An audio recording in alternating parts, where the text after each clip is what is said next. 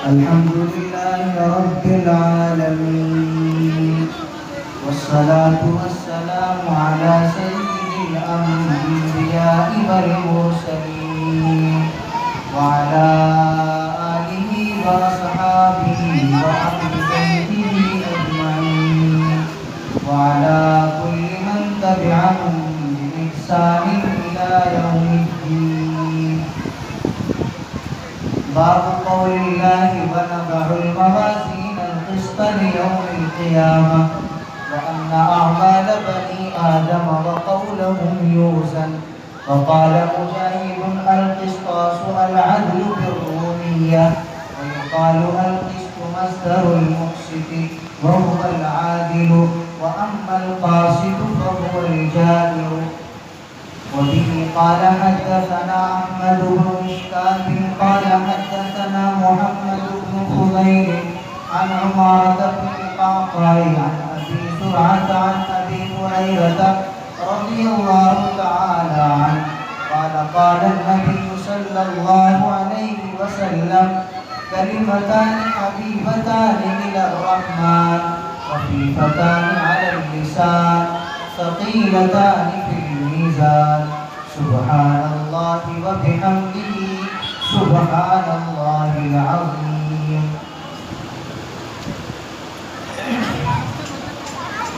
Stage پر تشریف فرما انتہائی قابل قدر حضرات و علماء کرام،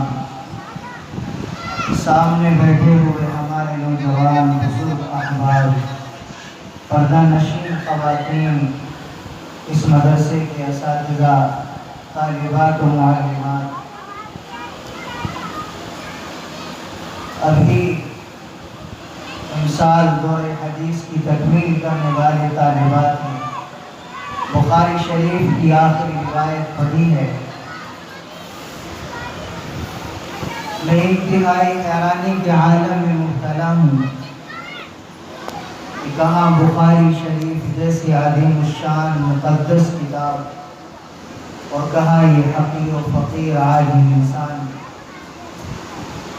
لیکن اپنے اساتذہ اور بزرگوں سے یہ بات سنی، دیکھی اور کتابوں میں پڑھی ہے کہ جب بزرگ کسی بات کا حکم فرماتے ہیں تو پھر یہ بات خلاف ادب معلوم ہوتی ہے کہ ان کے حکم کی تعمیل نہ کی جائے۔ تو تعمیل حکم میں مختصراً تشریح جو اپنے اساتذہ سے، اپنے بزرگوں سے جو گزارشات بخاری شریف کے آخری درس سے متعلق سنی ہیں، عرض کرنے کی جسارت اور کوشش کر رہا ہوں، اور یقیناً یہ میرے لیے ایک عظیم ترین آزمائش معلوم ہو رہی ہے کہ ان جیسے فضل و کمال آفتاب علم و عمل کے سامنے کیا کچھ عرض کیا جائے۔ بہرحال اللہ تعالیٰ نے بخاری شریف کو جو مقام و مرتبہ عطا کیا ہے وہ خاص طور سے حدیث کے طالب علموں پر اور مدارس میں رہنے والے اور جملہ عالم اسلام کے مسلمانوں پر مخفی نہیں ہے۔ اللہ تعالیٰ نے امام بخاری رحمۃ اللہ علیہ کو علم و فضل کا پہاڑ بنایا تھا۔ زہد و تقویٰ میں اور زمانے میں آپ کو ایک مثالی اور نرالی شان عطا فرمائی۔ 16 سال کی طویل ترین مدت میں امام بخاری رحمۃ اللہ علیہ نے بخاری شریف کو حرم مکی میں بیٹھ کر تصنیف فرمایا، اور اختلاف روایات کے مطابق بعض حضرات کی تحقیق یہ ہے کہ 7 لاکھ احادیث میں سے امام بخاری رحمۃ اللہ علیہ نے 7574 احادیث کا انتخاب فرمایا، اور اس طرح انتخاب فرمایا کہ ایک روایت کو لکھنے کے لیے پہلے وضو کرتے تھے، 2 رکعت نماز پڑھتے تھے، اللہ سے استخارہ کرتے تھے، اور اس کے بعد اپنی احتیاط کی تمام چھلنیاں لے کر جرح و تعدیل کے مکمل امور کی رعایت رکھتے ہوئے پوری چھان پھٹک کرتے تھے، اور پھر اللہ کی بارگاہ میں دست بدعا ہوتے تھے کہ اللہ میں نے اس کو مکمل احتیاط کے ساتھ چھانبین کے ساتھ دیکھ لیا ہے، اب میں اس روایت کو اپنی کتاب میں درج کر رہا ہوں۔ یعنی اگر 7000 روایات والی روایت کو لیا جائے، ابن حجر عسقلانی صاحب فتح الباری مزاج شناس بخاری وہ فرماتے ہیں کہ 9082 روایات بخاری شریف میں امام بخاری رحمۃ اللہ علیہ نے درج فرمائی ہے۔ مقررات کو حذف کرنے کے بعد 4000 کی تعداد کو بتاتے ہیں۔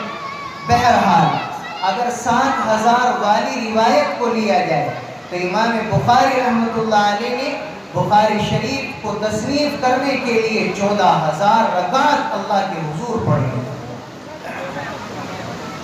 9000 والی روایت کو لیا جائے تو امام بخاری رحمۃ اللہ علیہ نے بخاری شریف کی تصنیف کے زمانے میں 18000 رکعت اللہ تعالیٰ کی بارگاہ میں پڑھی، تب جا کر کے بخاری شریف کو لکھا۔ یہ آخری باب ہے جو امام بخاری رحمۃ اللہ علیہ نے اپنی کتاب میں رکھا ہے۔ کتاب کو اپنی کتاب بخاری کو کتاب التوحید پر ختم فرمایا، جس کا ایک نام کتاب الرد علی الجہمیہ بھی ہے۔ کتاب التوحید پر ختم کرنے کی کئی وجوہ علماء محدثین اور شراح بخاری رحمہم اللہ نے بیان فرمائی ہیں۔ امام بخاری رحمۃ اللہ علیہ کے پیش نظر اللہ کے نبی کا وہ فرمان ہے جس میں آپ نے فرمایا من کان آخر کلامہ لا الہ الا اللہ دخل الجنہ۔ یہ شخص کی زبان پر آخری جاری ہونے والا کلمہ اور کلام لا الہ الا اللہ ہو، وہ جنت میں چلا جائے گا۔ اس لیے امام بخاری رحمۃ اللہ علیہ نے اپنی کتاب بخاری شریف کو کتاب التوحید پر ختم کیا کہ میری یہ کتاب بھی اس مبارک کلمے پر اختتام کو پہنچے جو اللہ کے یہاں انتہائی عظمت اور شرافت کا حامل ہے۔ دوسری بات امام بخاری رحمۃ اللہ علیہ کے پیش نظر یہ معلوم ہوتی ہے کہ جیسے حق کو حق ماننا ایمان کا تقاضا ہے، اسی طرح باطل کا انکار اور باطل کی تردید یہ بھی اسلام اور ایمان کا بنیادی تقاضا ہے۔ ہمارے کلمہ توحید لا الہ الا اللہ محمد رسول اللہ صلی اللہ علیہ وسلم میں جہاں ایک طرف اللہ کے معبود برحق ہونے کا اقرار و اثبات ہے، وہی کلمہ توحید میں لا الہ الا اللہ کے ذریعے باطل معبودوں کی نفی بھی کی گئی ہے۔ معلوم ہوا جیسے حق کو حق ماننا یہ ایمانی تقاضا ہے، اسلامی تقاضا ہے اور عین ایمان ہے، اسی طرح باطل کی تردید اور باطل نظریات اور عقائد کے حاملین کا انکار بھی اسلام کا بنیادی تقاضا ہے اور عین ایمان ہے۔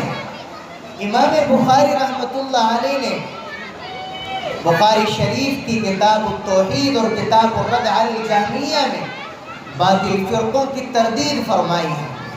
کتاب الایمان سے لے کر کتاب العلم، کتاب الطہارت، کتاب الصلاۃ، کتاب الزکوٰۃ، کتاب الصوم، کتاب الحج، کتاب الاخلاق، کتاب الآداب، کتاب المعاشرت، کتاب البیوع، کتاب النکاح والطلاق، کتاب المغازی، کتاب السیر اور کتاب التفاسیر تفسیر، ساری کی ساری کتابوں کو امام بخاری رحمۃ اللہ علیہ نے بیان فرمایا۔ ان میں جناب رسول اللہ صلی اللہ علیہ وسلم کی تعلیمات شعبہ زندگی سے متعلق وہ جمع فرمائی ہیں جن میں حق کو ثابت کیا گیا ہے۔ آخر میں جو کتاب امام بخاری رحمۃ اللہ علیہ لے کر آئے ہیں اس میں باطل فرقوں کی تردید اور باطل نظریات اور خیالات کے حاملین کا انکار ہے۔ بہرحال امام بخاری رحمۃ اللہ علیہ کے زمانے میں جنہوں نے باطل فرقوں اور باطل نظریات کی تردید میں اور انکار میں بڑھ چڑھ کر کے نمایاں کارہائے نمایاں انجام دیے، ان میں ایک عظیم شخصیت کا نام ملتا ہے امام احمد بن حنبل رحمۃ اللہ علیہ۔ چونکہ یہ باب جو امام بخاری رحمۃ اللہ علیہ نے باندھا ہے اس میں وہ معتزلہ کی تردید فرما رہے ہیں۔ معتزلہ جن کا خیال یہ ہے کہ کل اعمال کا وزن نہیں ہوگا قیامت کے دن، تو امام بخاری رحمۃ اللہ علیہ نے یہ باب معتزلہ کے خیالات کی تردید میں باندھا ہے۔ معتزلہ کے خیالات کی تردید میں جو کارہائے نمایاں انجام دیے ہیں امام احمد بن حنبل رحمۃ اللہ علیہ نے، اس کی نظیر ملنی بہت مشکل ہے۔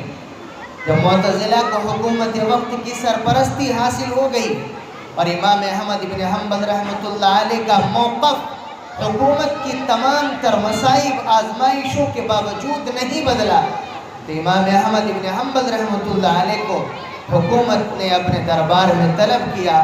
اس وقت کا وہ ظالم خلیفہ جو معتزلہ کے عقائد سے متاثر ہو چکا تھا اور ان کے نظریات سے مرعوب ہو چکا تھا، معتصم باللہ، انہوں نے امام احمد بن حنبل رحمۃ اللہ علیہ کو اپنے دربار میں بلایا اور بلانے کے بعد ان سے پوچھا گیا خلق قرآن کے سلسلے میں کہ آپ کی رائے کیا ہے، قرآن مخلوق ہے یا غیر مخلوق ہے؟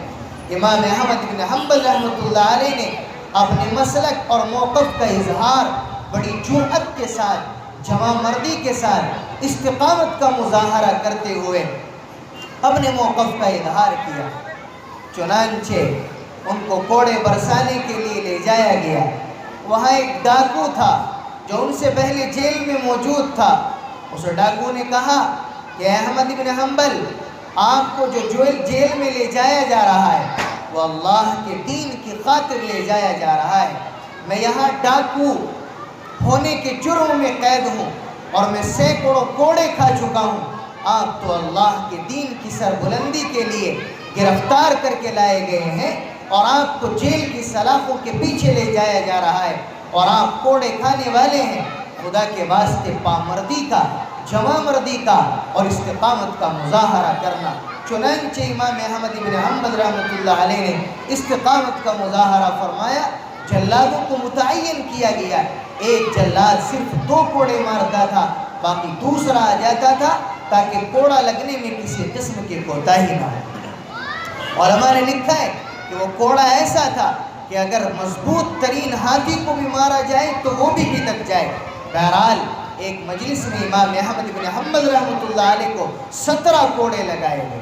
اس کے بعد ان کو جیل سے ایک زمانے کے بعد رہائی ملی۔ بہرحال کہنے کا حاصل یہ ہے، تیسری بات جو امام بخاری رحمۃ اللہ علیہ کے پیش نظر ہے اور آپ کے عمل اور کتاب التوحید اور کتاب الرد علی الجہمیہ کو پڑھنے کے بعد حاصل ہوتی ہے، وہ یہ ہے کہ حق کو حق ماننا جیسے عین ایمان ہے، باطل نظریات کی تردید کرنا بھی عین ایمان ہے، مگر باطل کی تردید اور باطل خیالات اور عقائد رکھنے والے افراد کی تردید و انکار میں کوئی ایسا ثقیل لفظ استعمال کرنا، کوئی ایسا طعن و تشنیع کا لفظ استعمال کرنا جس سے سامنے والے کے قلب کو ٹھیس پہنچے، یہ حضرات انبیاء علیہ السلام کا طریقہ نہیں ہے۔ بہرحال بہت مختصر سا وقت ہے، مجھے بہت کچھ عرض کرنا تھا، میں بہت کچھ سوچ کے آیا تھا بخاری شریف کے آخری درس کے تعلق سے، مگر وقت کی قلت شاید ہمیں اس بات کی اجازت نہیں دیتی ہے۔ اب مختصراً تشریح عرض کرتے ہیں۔ باب قول اللہ عز وجل وَنَضَعُ الْمَوَازِينَ الْقِسْطَ لِيَوْمِ الْقِيَامَةِ۔ امام بخاری رحمۃ اللہ علیہ کی عادت ہے کہ جب آپ کوئی باب قائم فرماتے ہیں اور اس کے تحت حدیث لاتے ہیں، احادیث بیان فرماتے ہیں، تو باب کے عنوان میں کوئی قرآن کریم کی آیت کریمہ ذکر فرماتے ہیں اور اس قرآن کریم کی آیت کو اس باب کا عنوان بناتے ہیں۔ امام بخاری رحمۃ اللہ علیہ کا مقصد اس طرح سے یہ ہوتا ہے کہ تعلیمات رسول صلی اللہ علیہ وسلم یا قرآن کریم کی تشریح اور تفسیر کے لیے اللہ تعالیٰ نے جناب محمد رسول اللہ صلی اللہ علیہ وسلم کو دنیا میں جو مبعوث فرمایا ہے وہ قرآن کریم کی تشریح اور تفسیر کے لیے مبعوث فرمایا۔ قرآن خود اس بات کو مقصد بعثت نبوت کو بیان کرتا ہے، وَأَنزَلْنَا إِلَيْكَ الذِّكْرَ لِتُبَيِّنَ لِلنَّاسِ مَا نُزِّلَ إِلَيْهِمْ لَعَلَّهُمْ يَتَفَكَّرُونَ۔ ہم نے جو آپ کے اوپر نازل کیا ہے، آپ اس قرآن مجید کے احکام کو لوگوں کے سامنے کھول کھول کر بیان فرمائیں۔ چنانچہ اللہ کے نبی کے اقوال، آپ کے عملی واقعات اور آپ کی پوری زندگی یہ قرآن کریم کی عملی تفسیر ہے۔ چنانچہ جب عائشہ صدیقہ رضی اللہ تعالی عنہا سے معلوم کیا گیا کہ اللہ کے نبی کے اخلاق کیا تھے؟ تو عائشہ نے جواب دیا کان خلقہ القرآن، کہ آپ کے اخلاق تو قرآن ہے۔ اگر آپ کے اخلاق عالیہ کا تمہیں مشاہدہ اور مطالعہ کرنا ہے تو قرآن پڑھ لیجئے، جو قرآن ہے وہی میرے حبیب و محبوب صلی اللہ علیہ وسلم کے اخلاق۔ اللہ تعالیٰ قرآن مجید کی اس آیت میں فرماتے ہیں وَنَضَعُ الْمَوَازِينَ الْقِسْطَ لِيَوْمِ الْقِيَامَةِ، اور ہم قیامت کے روز ایسی ترازویں قائم کریں گے جو سراپا انصاف ہو۔ قیامت کے روز تم نے دنیا میں جس قدر اعمال کیے ہیں، وہ اچھے کیے ہوں یا برے کیے ہوں، کل قیامت کے دن ان اعمال کو تولا جائے گا۔ اگر اعمال اچھے ہوں گے تو ترازو کا اچھائی کا پلڑا جھک جائے گا اور وہ انسان پاس ہو جائے گا، اللہ کی جنت کا مستحق بنے گا، خوش عیش زندگی میں جائے گا، من پسند اس کو زندگی ملے گی۔ اور اگر برائیوں کا پلڑا جھک گیا تو فَأُمُّهُ هَاوِيَةٌ، اس کا ٹھکانہ جہنم ہوگا، اور وہ انتہائی خطرناک ٹھکانہ ہے۔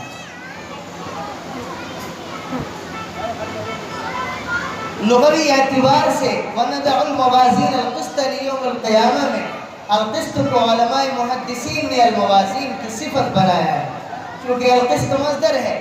تو بعض حضرات علماء تو یہ فرماتے ہیں کہ مصدر کا ذات صفت پر حمل مبالغتاً کر دیا گیا ہے، حالانکہ مصدر کا تو صفت پر حمل نہیں ہوتا ہے۔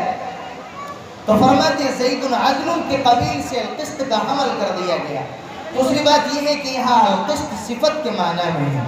بعض حضرات نے القسط کو مفعول لہو بنا کر یہ ترجمہ کیا ہے کہ ہم میزان ترازویں قائم کریں گے انصاف کی خاطر اور انصاف قائم کرنے کے لیے قیامت یہ ترازویں قائم کی جائیں گی۔ معتزلہ اسی وزن اعمال کا انکار کرنے والے ہیں کہ وزن اعمال نہیں ہوگا اور اعمال بنی آدم کو تولا نہیں جائے گا۔ امام بخاری رحمۃ اللہ علیہ نے اگلی بات سے ان کی تردید فرمائی ہے اور کہا ہے وَأَنَّ أَعْمَالَ بَنِي آدَمَ وَقَوْلَهُمْ يُوزَنْ، کہ بنی آدم کے اعمال اور ان کی زبان سے نکلنے والی تمام تر باتوں کو تولا جائے گا، ان کا وزن کیا جائے گا۔ اب تو اس زمانے میں جب یہ اللہ کے نبی نے حدیث بیان فرمائی تھی، اس زمانے میں بھی لوگوں کو اشکال ہوا تھا کہ ہاتھ سے، اعضاء و جوارے سے، اور انسان جو بدن سے کام کرتا ہے ان کو کیسے تولا جا سکتا ہے؟ زبان سے ایک بات نکلی، ہوا میں اڑ گئی، اس زبان سے نکلی ہوئی بات کو کیسے تولا جا سکتا ہے؟ یہی تو معتزلہ انکار کرنے والے تھے، لیکن اس زمانے میں شاید انکار کی گنجائش نہیں ہے۔ جب گرمی سردی کو ناپنے کے تھرمامیٹر قائم کر دیے گئے، جب بخار کی حرارت کو ناپنے کے لیے میٹر کا ایجاد ہو گیا، تو اگر اللہ تعالیٰ کل قیامت میں بنی آدم کے اعمال کو وزن کرنا چاہے تو اس میں کون سی تعجب کی بات ہے؟ پھر بعض حضرات نے جواب دیا ہے کہ اللہ تعالیٰ اعمال کا وزن نہیں فرمائیں گے بلکہ اعمال ناموں کا وزن فرمائیں گے۔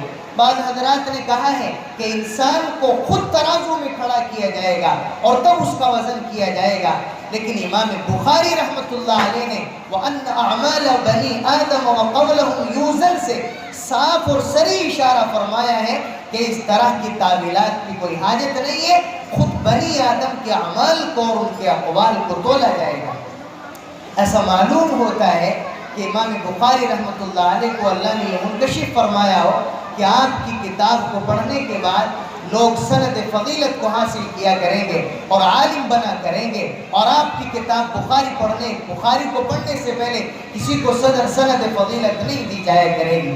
اس لیے امام بخاری رحمۃ اللہ علیہ سب سے بخاری شریف کا سب سے آخری جو باب باندھا ہے وہ ہم سب کے لیے عبرت کا باب ہے۔ امام بخاری رحمۃ اللہ علیہ یہ فرمانا اور یہ پیغام دینا چاہتے ہیں ہم تمام تر طالب علموں کو، طالبات کو، معلمین و معلمات کو اور بخاری شریف پڑھنے والے کو کہ میں نے کتاب الایمان سے لے کر کتاب التفسیر تک سارے علوم کو آپ حضرات کے سامنے بیان کر دیا، لیکن مقصود محض علم کا حاصل کرنا نہیں ہے، مقصود عمل ہے، اور عمل میں وزن پیدا کرنا ہے۔ کل قیامت میں وہ عمل کام آئے گا جس میں وزن ہوگا، اور وزن پیدا ہوتا ہے اخلاص سے اور صدق سے۔ جب تک انسان کے عمل کے اندر اخلاص نہیں ہوگا اس وقت تک اس عمل میں وزن پیدا نہیں ہوگا۔ صدق نہیں ہوگا. صدق کا مطلب اتباع سنت اور حدود شریعت میں رہ کر کے اگر عمل نہیں کیا جائے گا تو اس میں وزن پیدا نہیں ہوگا. اور اخلاص کے ساتھ چھوٹے سے چھوٹا عمل اللہ کے نزدیک بہت بڑی حیثیت رکھتا ہے، چونکہ کل قیامت کے دن اعمال کو ترازو میں وزن کیا جائے گا. اور ترازو کا کام یہ نہیں ہوتا کہ وہ پرڈے میں جو چیزیں داخل کی جائے ان کی گنتی کرے کہ پرڈے میں ایک چیز داخل کی گئی ہے، یہ 2 کی گئی ہے، 100 کی گئی ہے، 1000 یا 1,00,000 کی گئی ہے. بلکہ ترازو اس کام کو کرتی ہے کہ پرڈے میں جو چیز داخل کی گئی ہے وہ کس قدر وزنی ہے. چاہے وہ ایک چیز ہو اور وہ بہت وزنی ہو اور دوسرے پرڈے میں رکھی ہوئی ہزاروں چیز اس کے وزن کے مقابل نہ ہو تو یہ ایک وزنی چیز اس پر بھاری ہو جائے گی. علامہ آلوسی نے روح المعانی میں اور علامہ بغوی نے معالم التنزیل میں ایک روایت بیان فرمائی ہے. اگرچہ علامہ آلوسی رحمۃ اللہ علیہ فرماتے ہیں کہ مجھے اس روایت کی تحقیق نہیں ہو سکی ہے، سند کی تحقیق نہیں ہو سکی، لیکن یہ روایت ہے عبرت اور موعظت کی. حضرت داؤد علیہ السلام نے ایک مرتبہ اللہ تعالیٰ سے معلوم کیا، درخواست کی کہ اللہ کل قیامت کے روز آپ اپنے بندوں کے اعمال جس ترازو میں تولیں گے اور وزن کریں گے میں اس کو دیکھنا چاہتا ہوں. اللہ تعالیٰ نے حضرت داؤد علیہ السلام کی درخواست کو قبول فرمایا اور امام حضرت داؤد علیہ السلام کو وہ ترازو دکھائی. اور جب حضرت داؤد نے اس ترازو کا مشاہدہ کیا، ایک پرڈا اور دوسرا پرڈا ایسی عظیم الشان میزان اور ترازو کہ جس میں مشرق و مغرب سما جائے تو حیبت طاری ہو گئی حضرت داؤد علیہ السلام پر، عظمت طاری ہو گئی اللہ تعالیٰ کی. اللہ بے ہوش ہو گئے. جب ہوش آیا تو حضرت داؤد علیہ السلام نے اللہ کی بارگاہ میں عرض کیا کہ اے اللہ کون بندہ ہے جو اپنے نیک اعمال سے اس ترازو کو بھر سکے گا؟ کون بندہ ہے، کس کے اس قدر نیک اعمال ہیں جو اس ترازو کو کل قیامت کے دن اپنے نیک اعمال سے بھر سکے گا؟ حضرت داؤد علیہ السلام کو اللہ تعالیٰ نے فرمایا اور یہ پیغام بھیجا کہ اے داؤد اذا ملأت من عبدی اذا رضیت من عبدی عملا ملأته بالتمر، کہ جب میں اپنے بندے کے کسی عمل سے راضی ہوتا ہوں تو پھر میں اتنی عظیم الشان ترازو کو ایک کھجور سے بھر سکتا ہوں. ایک کھجور اگر اللہ کی راہ میں اخلاص کے ساتھ صدقہ کیا گیا تو محض ایک کھجور سے میں رب کائنات اور مولائے کائنات اور خالق کائنات اس ترازو کو بھر سکتا ہوں. تو عمل اخلاص کے ساتھ اگر کیا جائے تو رب کائنات اس ترازو کو، اصل میں عمل کے اندر جو وزن پیدا ہوتا ہے وہ اخلاص کی بنیاد پر ہوتا ہے اور صدق کی بنیاد پر ہوتا ہے. اتباع سنت کی نیت ہو اور حدود شریعت میں رہ کر عمل کیا جائے. اگر عمل تو بہت خالص اللہ کی رضا کے لیے کر رہا ہے مگر حدود شریعت میں رہ کے نہیں کر رہا تو اس آدمی کا عمل مقبول نہیں.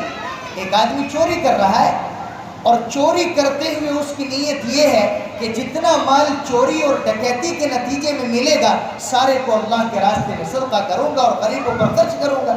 تو نیت تو چوری کرنے کے لیے اچھی ہے مگر یہ چوری کرنا شریعت میں جائز نہیں ہے. تو یہ اخلاص والا عمل بھی بیکار چلا جائے گا. اس لیے عمل میں وزن پیدا کرنے کے لیے ایک اخلاص ضروری ہے اور دوسرے صدق ضروری ہے، حدود شریعت کی رعایت ہو، پوری مطابقت ہو. اس لیے امام بخاری رحمۃ اللہ علیہ فرماتے کوئی حرج نہیں ہے معتزلہ کا یہ کہنا کہ کل اللہ تعالیٰ اعمال کا وزن نہیں کریں گے. نہیں، اعمال کا وزن ہوگا اور اس میں کسی طرح کی کوئی، لوگ کہتے ہیں نا اعمال تو قبیل آراز ہیں، لیکن اللہ تعالیٰ جو اعمال کو آراز بنانے والے ہیں کل قیامت کے دن کو جواہر کی شکل دے کر مجسم بنا کر ترازو میں رکھ دے تو یہ اللہ کی شان خالقیت سے کیا بعید ہے. آگے فرماتے ہیں امام بخاری رحمۃ اللہ علیہ کی عادت ہے کہ وہ جب کوئی قرآن کریم کی آیت لاتے ہیں تو اس میں جو مادہ استعمال ہوتا ہے قرآن کریم کی دیگر آیات میں جہاں جہاں وہ مادہ کس صورت میں استعمال ہوتا ہے اس کی تفسیر فرماتے ہیں. اور عجیب شان اللہ نے بخاری کو عطا فرمائی. وقت کی قلت مجھے اجازت نہیں دیتی ہے. امت پہ تیرا کتنا ہے احسان بخاری، یکجا کیے سرکار کے فرمان بخاری. قرآن کی تفسیر حقیقی ہے احادیث، گویا ہے احادیث بھی قرآن بخاری. مسلم ہو کے ترمذی، داؤد کے ماجہ، ممتاز ہے ان سب میں تیری شان بخاری. ہر قول نبی کان جواہر کا ہے مظہر، ہر حرف تیرا لؤلؤ و مرجان بخاری. موضوع ہے کیا حسن کیا اور ضعیف کیا کر لیکھت ایک آن میں پہچان بخاری. اللہ تعالیٰ نے عجیب انداز امام بخاری رحمۃ اللہ علیہ کو عطا فرمایا تھا. سارے دنیا کے مسلمان اس پر متفق ہیں کہ دنیا میں امام بخاری رحمۃ اللہ علیہ جیسا محدث کوئی پیدا نہیں ہوا. دنیا میں ہزاروں ہی مدارس ہیں کہ جن میں صدیوں سے ہے جاری تیرا فیضان بخاری. امام بخاری رحمۃ اللہ علیہ کی عادت ہے. آگے فرماتے وقال مجاہد القسطاس العدل بالرومیہ. مشہور امام تفسیر امام مجاہد رحمۃ اللہ علیہ فرماتے ہیں کہ قسطاس کے رومی زبان میں معنی عدل کے آتے ہیں. مشہور آیت قرآنیہ کی طرف اشارہ کیا ہے وزنوا بالقسطاس المستقیم. یہ القسطاس بکسر القاف بھی استعمال ہوتا ہے اور بضم القاف القسطاس بھی استعمال ہوتا ہے. اس کے معنی انصاف کے ہیں رومی زبان میں. اور اسی امام مجاہد فرماتے ہیں کہ اللہ تعالیٰ نے اقامت عدل کو مراد لیا ہے. لیکن حضرت تھانوی فرماتے ہیں کہ اس تعویل کی کوئی حاجت نہیں ہے. کل قیامت کے روز اللہ تعالیٰ اعمال کا وزن فرمائیں گے. یہی نہیں ہے کہ اللہ تعالیٰ کل قیامت کے روز انصاف قائم فرمائیں گے. دیکھو اللہ کو کل قیامت کے روز ترازو قائم کرنے کی کوئی ضرورت نہیں ہے. اللہ علم ازلی کے مالک ہیں. اللہ کو معلوم ہے کون انسان کس عقیدے کا مالک ہے, کس طرح کے عمل کر کے آیا ہے, کتنے اچھے عمل ہیں اور کتنے اس کے دامن میں برے عمل ہیں. اللہ کو سب کچھ معلوم ہے. اللہ کو کوئی حاجت نہیں کل قیامت کے روز میزان اور ترازو کو قائم کرنے کی. لیکن اللہ چاہتے یہ ہیں کہ انصاف صرف ہو نہیں بلکہ کل قیامت کے روز انصاف ہوتا ہوا دکھائی دی. اسی لیے اللہ تعالیٰ کل قیامت کے روز میزان کو قائم فرمائیں گے. بعض حضرات نے فرمایا ہے کہ میزان ایک ہی ہوگی. اکثر محدثین کا رجحان یہی ہے. اور بعض حضرات نے فرمایا کہ مختلف میزانیں ہوں گی. فرائض کے لیے الگ, صدقات کے لیے الگ, واجبات کے لیے الگ, نوافل اور روزوں کے لیے الگ. بہرحال امام مجاہد نے فرمایا کہ قسطاس رومی زبان میں عدل کے معنی میں, اور کہا جاتا ہے القسط مصدر المقسط وهو العادل. یہ ایک مشہور لوگ یہ مسئلے کی طرف اشارہ کیا کہ قسط یہ باب ضربت استعمال ہوتا ہے قسط یقسط. اس کے ایک معنی انصاف کے آتے ہیں اور ایک معنی ظلم کے آتے ہیں. محدثین فرماتے ہیں, علماء لغت بھی فرماتے ہیں کہ ازداد میں سے ہے. اس کے معنی انصاف کے بھی آتے ہیں اور اس کے معنی ظلم کے بھی آتے ہیں. قرآن کریم میں انصاف کے معنی میں بھی استعمال ہوا ہے اور ظلم کے معنی میں بھی استعمال ہوا. وَأَمَّا الْقَاسِطُونَ فَكَانُوا لِجَهَنَّمَ حَطَبًا. یہاں بھی معنی ظالم استعمال ہوا. اور اللہ تعالیٰ ارشاد فرماتے ہیں فَاحْكُم بَيْنَهُمْ بِالْقِسْطِ إِنَّ اللَّهَ يُحِبُّ الْمُقْسِطِينَ. یہاں القسط انصاف کے معنی میں استعمال ہوا. تو یہ مقسط کا مصدر ہے. مقسط صیغہ صفت ہے, مزید فی سے آتا ہے, اور القسط مجرد میں آتا ہے. وهو العادل. مقسط کے معنی عادل کے ہیں. وَأَمَّا الْقَاسِطُ وَهُوَ الْجَائِرُ. اور اگر القسط سے قاسط لیا جائے تو اس کے معنی ظالم کے ہوں گے. آگے امام بخاری رحمۃ اللہ علیہ نے آخری حدیث پیش فرمائی ہے. عجیب انداز ہے امام بخاری رحمۃ اللہ علیہ کا. سب سے پہلی حدیث انما الاعمال بالنیات امام بخاری رحمۃ اللہ علیہ نے پیش فرمائی ہے. اس کے راوی بھی امام حمیدی جو امام بخاری رحمۃ اللہ علیہ کے استاد ہیں. اور آخری حدیث ہے جس کے راوی اور استاد ہیں احمد ابن اشقاب رحمۃ اللہ علیہ. بڑے درجے کے محدثین میں آپ کا شمار ہوتا ہے. دیکھو پہلی حدیث امام حمیدی کی روایت سے ہے اور دوسری آخری حدیث امام احمد کی روایت سے. حمیدی کا مادہ بھی حمد ہے اور احمد کا مادہ بھی حمد ہے. معلوم ہوا حضرت امام بخاری رحمۃ اللہ علیہ کا مقصد قرآن کریم کی اس آیت کی طرف اشارہ کرنا فَلِلَّهِ الْحَمْدُ أَوَّلًا وَآخِرًا. اللہ ہی کے لیے حمد ہے, اول بھی, آخر بھی, ظاہر بھی, باطن بھی. وبه قال حدثنا أحمد بن إشكاب قال حدثنا محمد بن فضيل عن عمارة بن القعقاع عن أبي زرعة عن أبي هريرة رضي الله تعالى عنه. احمد بن اشکاب نے ہم سے بیان کیا, وہ کہتے ہیں کہ ہم سے محمد بن فضیل نے بیان کیا. وہ کہتے ہیں وہ عمارہ بن القعقاع سے روایت کرتے ہیں, وہ ابو زرعہ سے, اور وہ ابو ہریرہ رضی اللہ تعالیٰ عنہ سے روایت کرتے ہیں کہ اللہ کے نبی صلی اللہ علیہ وسلم نے ارشاد فرمایا کلمتان حبیبتان الی الرحمن خفیفتان علی اللسان ثقیلتان فی المیزان سبحان اللہ و بحمدہ سبحان اللہ العظیم. اللہ کے نبی کا پاک ارشاد ہے, آپ نے فرمایا دو کلمے رحمان کو بہت محبوب ہیں، زبان پر بہت ہلکے ہیں، لیکن میزان میں بہت ان کا وزن ہے، بڑے بھاری ہیں۔ وہ دو کلمے سبحان اللہ و بحمدہ سبحان اللہ العظیم ہے۔ امام بخاری رحمۃ اللہ علیہ نے روایت بخاری شریف میں کتاب الدعوات میں زہیر بن حرب کی روایت سے، کتاب الایمان والنذور میں اپنے شیخ قتیبہ بن سعید کی روایت سے، اور یہاں کتاب التوحید اور کتاب الرد علی الجہمیہ تو سب سے آخری روایت آپ نے پیش فرمائی ہے، وہ اپنے استاد احمد بن اشتاق رحمۃ اللہ علیہ کی روایت سے بیان فرمائی ہے۔ بہرحال امام بخاری رحمۃ اللہ علیہ حضرت ابو ہریرہ رضی اللہ تعالیٰ عنہ کا ایک فرمان نقل فرماتے ہیں کہ اللہ کے نبی نے ارشاد فرمایا کہ دو کلمے رحمان کو بہت محبوب ہیں، بہت محبوب ہیں۔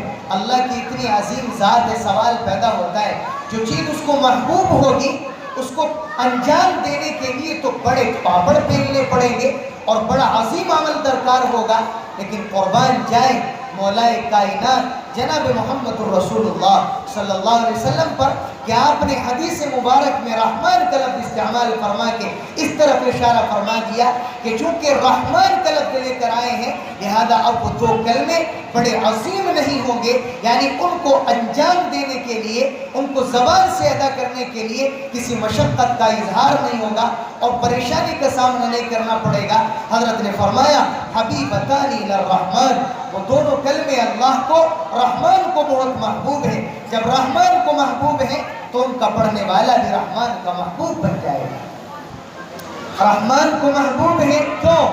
بوجہ رحمت محبوب ہے۔ خفیفتان علی اللسان، زبان پر بہت ہلکے ہیں، کیوں؟ شان رحمت کا تقاضا یہی ہے کہ اپنے بندوں کو مشکل میں نہ ڈالا جائے۔ اللہ تعالیٰ ارشاد فرماتے ہیں یرید اللہ بکم اليسر ولا یرید بکم العسر، اللہ تمہارے ساتھ آسانی چاہتے ہیں، اللہ تمہیں مشکل میں ڈالنا نہیں چاہتے۔ تو خفیفتان علی اللسان، زبان پر بہت ہلکے ہیں، ادا کرنے کے لیے کسی دشواری کا سامنا نہیں کرنا پڑے گا۔ اب سوال فوراً پیدا ہوتا ہے کہ جب زبان پر ہلکے ہیں تو کہیں کل قیامت میں میزان عمل میں بھی ہلکے نہ قرار پائے؟ نہیں، اللہ کے نبی نے ارشاد فرمایا ثقیلتان فی المیزان، اللہ کو بہت محبوب ہیں، زبان پر بے انتہا ہلکے ہیں لیکن میزان عمل میں ان کا وزن بڑا بھاری ہے۔ ثقیلتان فی المیزان، امام بخاری نے جو باب باندھا تھا اور اس باب کے تحت عنوان کے طور پر قرآن کریم کی جس آیت کو بیان فرمایا تھا اس آیت کی دلیل کے طور پر یہ حدیث امام بخاری رحمۃ اللہ علیہ نے پیش فرمائی ہے، جس میں آپ نے بتلا دیا بطور دلیل کے کہ کل قیامت میں انسان کے اعمال کو اور اس کی زبان سے نکلنے والے ایک ایک لفظ کا وزن کیا جائے گا۔ اچھا، یہ دو کلمے اللہ کو بہت محبوب ہیں، کون کون سے؟ سبحان اللہ و بحمدہ سبحان اللہ العظیم۔ بخاری شریف کے غالباً کتاب الدعوات میں یہ حدیث گزری ہے، اللہ کے نبی نے بیان فرمایا کہ جو آدمی سبحان اللہ العظیم اور سبحان اللہ و بحمدہ صبح شام 100 مرتبہ پڑھے گا، اللہ تعالیٰ اس کے تمام گناہوں کو معاف فرما دے گا، اگرچہ وہ سمندر کی جھاگ کے برابر ہی کیوں نہ ہو۔ اچھا، کتاب الدعوات میں کتاب الایمان والنذور میں جو امام بخاری روایت لے کر آئے ہیں اس میں پہلے سبحان اللہ العظیم ہے اور سبحان اللہ و بحمدہ بعد میں، مگر یہ احمد بن اشتاب کی روایت سے جو روایت لے کر آئے ہیں اس میں سبحان اللہ و بحمدہ پہلے اور سبحان اللہ العظیم بعد میں۔ لانے کا حاصل یہ ہے کہ اپنی کتاب کا اختتام اللہ کے اسماء حسنہ میں سے ایک عظیم اور اس میں اثر پر ہو جائے اور ایک عظیم صفتی نام پر ہو جائے، وہ ہے العظیم۔ سبحان اللہ و بحمدہ سبحان اللہ العظیم، اللہ کی ذات پاک ہے اور تمام تعریفیں اللہ کے لیے۔ حافظ ابن حجر اسقلانی فرماتے ہیں اسبح اللہ تعالی عن النقائص کلھا وبحمدہ وبالمحامد کلھا متلبسا بالمحامد کلھا ومشتملا بالمحامد کلھا، میں اللہ کی ذات کو تمام عیوب سے پاک گردانتا ہوں اور پاکیزہ قرار دیتا ہوں، لیکن اللہ کی ذات کو تمام عیوب سے پاکیزہ ٹھہرانے میں ابھی کمال تعریف نہیں ہوا۔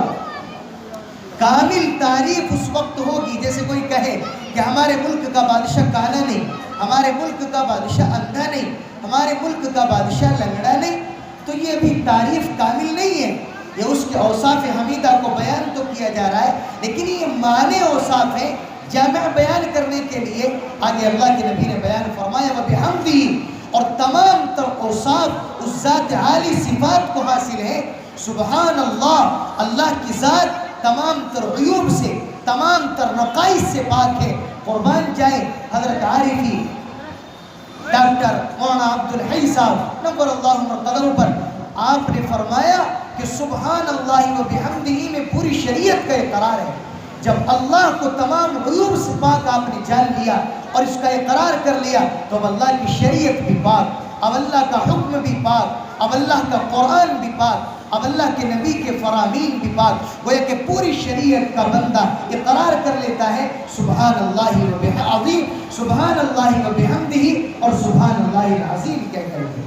بہرحال اللہ کی ذات پاک ہے اور تمام تعریفیں اللہ کے لیے ہیں، اور اللہ کی ذات پاک ہے جو عظمت والی ہے، انتہائی عظمت والی ہے. سبحان اللہ و بحمدہ کا کلمہ اللہ کی شان جمال کو بیان کرتا ہے، اور سبحان اللہ العظیم کا کلمہ اللہ کی شان جلال کو بیان کرتا ہے. محبت پیدا ہوتی ہے سبحان اللہ و بحمدہ سے، اور سبحان اللہ العظیم سے اللہ کی عظمت قلب میں آتی ہے، اللہ کا خوف پیدا ہوتا ہے. اور محبت اور خوف جب جمع ہو جائے تو اسی کا نام خشیت بنتا ہے، جو علم سے مقصود ہے، جس کو اللہ تعالیٰ نے قرآن کریم میں بیان فرمایا انما یخشی اللہ من عبادہ العلماء، کہ علم کے ساتھ اگر خشیت مل جائے تو یہی مقصود ہے، یہی مطلوب اعظم ہے، اور یہی ایک طالب علم کا پوری زندگی کا سرمایہ ہے. سبحان اللہ و بحمدہ، سبحان اللہ العظیم، یہ دو کلمے اللہ کو کیوں محبوب ہیں؟ آخر کیا ان کے اندر سرخاب کا پر لگا ہوا ہے؟ حضرت علامہ انور شاہ کشمیری نور اللہ مرقدہ بیان فرمایا کرتے تھے کہ دیکھو کل قیامت کے روز جب سارے مسلمان جنتی جنت میں پہنچ جائیں گے، اس وقت ان دو کلموں کے اللہ کے نزدیک محبوب ہونے کا جو راز ہے اس سے پردہ اٹھایا جائے گا. یہ اللہ کی طرف سے ایک راز ہے، اور بہت ساری اشیاء کے حقائق کو دنیا کے اندر آشکارا نہیں کیا جاتا. کل قیامت کے روز جنتیوں کے جنت میں جانے کے بعد جنت کی نعمتوں میں اور لذات جنت میں اضافہ کرنے والی جو چیز ہوگی وہ بہت ساری دنیا میں وہ اشیاء جن کی حقیقتیں یہاں لوگوں کے سامنے نہیں آ سکی ہیں، کل قیامت کے روز اللہ تعالیٰ جنت میں پہنچنے کے بعد ان اشیاء کے حقائق سے پردہ اٹھائیں گے. یہ کلمے اللہ کو کیوں محبوب تھے؟ کل قیامت کے روز جنت میں پہنچنے کے بعد معلوم ہوگا. سبحان اللہ و بحمدہ، سبحان اللہ العظیم. اللہ تبارک و تعالی مبارکباد پیش کرتا ہوں اس مدرسے کے بانیین کو جو حاجی جمال الدین صاحب مرحوم جن کا گزشتہ سال انتقال ہوا. رب کائنات ان کی کوششوں کو بار آور فرمائے، تا دیر اور تا دور اس کے مفید اور نافع ثمرات کو قائم اور دائم فرمائے.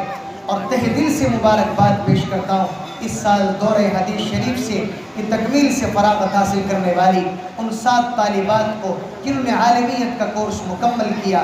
اور تاکید کرتا ہوں اہتمام کے ساتھ جو کچھ پڑھا ہے اپنے اساتذہ سے، اپنے معلمات اور استانیوں سے، ان کا ایک ادب تو یہی ہے کہ آپ اپنے سر کو خم کر دیں ان کی اطاعت میں. اور ایک ادب یہ ہے ہمارے اوپر کہ جو کچھ ہم نے پڑھا ہے نسل نو کی تعلیم و تربیت میں کامل طریقے پر اپنی پوری ہمت کو صرف کر کے نسل نو کی تعلیم و تربیت کی طرف مکمل توجہ فرمائے اور مکمل دھیان دیں. اگر آپ بیٹی ہیں تو باپ کے لیے شفقت بنے، اگر آپ بہن ہیں تو بھائی کے لیے رحمت بنے، اس کی قوت بازو بنے.